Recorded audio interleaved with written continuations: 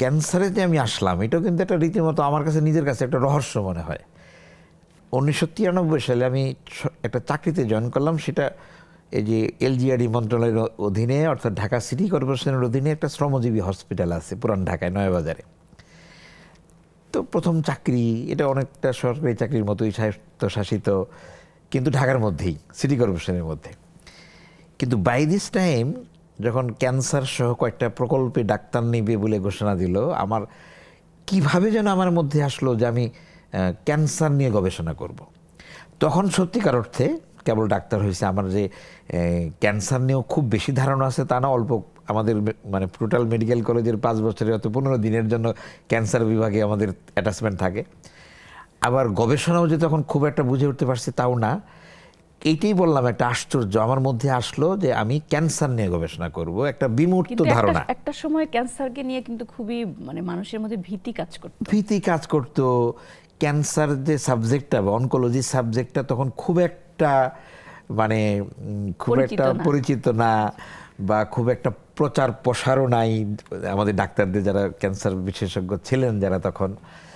কিন্তু আমার মধ্যে এই হঠাৎ করে এই ধারণা আসলো। আমি এবং যেহেতু আমার চাকরিটা হয়ে গেল, আমি তখন ওই চাকরিটা ছেড়ে দিলাম সিটি কর্পোরেশন। ক্যান্সার ইনস্টিটিউট তখন মাত্র 50 বেডের একটা হসপিটাল মহাখালীতে, নানান সমস্যা।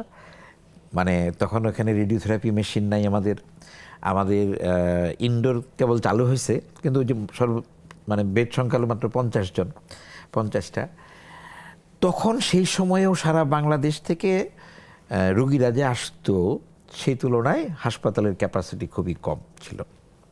ক্যান্সার প্রতিরোধ নিয়ে আমাদের দেশে তেমন একটা আলোচনা না থাকলেও সারা পৃথিবীতে এটা একটা বিশাল ভূমিকা আছে প্রতিরোধের, রীতিমতো আন্দোলনের মতো। হ্যাঁ, আমাদের দেশে তখন পর্যন্ত ক্যান্সারের চিকিৎসা হয় বা সুস্থ হয় কি না এইটা নিয়েও অনেকের মধ্যে একটা দ্বিধাদ্বন্দ্ব কাজ করতো।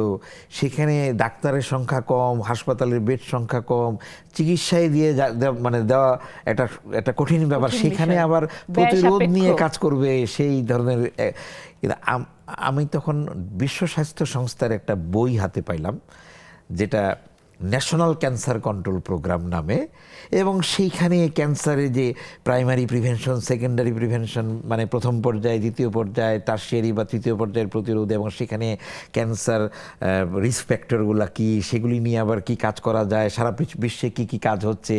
এবং লাস্টের দিকে ছিল যে কিছু সাকসেসফুল ক্যান্সার কন্ট্রোল প্রোগ্রামের উদাহরণ ছিল বেশ কিছু দেশের, সাথে ভারতের ঠিক দেশ না, মানে কেরালার একটা ক্যান্সার কন্ট্রোল প্রোগ্রামের একটা সাকসেসফুল প্রোগ্রামের একটা মডেল সেখানে দেওয়া ছিল।